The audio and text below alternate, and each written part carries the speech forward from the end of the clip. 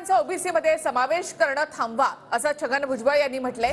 मराठा समाजाला वेगळं आरक्षण द्या अशी मागणी भुजबळांनी केली आहे। तर ओबीसींच्या आरक्षणामध्ये वाटेकरी केले नाहीत असं देवेंद्र फडणवीसांनी म्हटलंय। भुजबळांशी चर्चा करून सरकारचा निर्णय त्यांना समजावू असं देवेंद्र फडणवीसांनी म्हटलं आहे। फडणवीस म्हणतात तुमची नाराजी दूर केली ते भेटतील तेव्हा मी सांगेन ना त्यांना ते कशी काय करणार ते सांगा कशी काय करणार ते।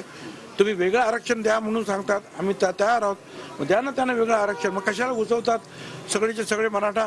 त्यांनीच आहे ना मराठा समाजाला ओबीसीतूनच आरक्षण घेणार आणि त्याप्रमाणे ते घ्यायला सुरुवात झाली, मग ते थांबवा ते। म्हणजे नोंदी असताना त्यांना प्रमाणपत्र मिळणं हे कायदेशीरच आहे, पण ते मिळत नव्हतं।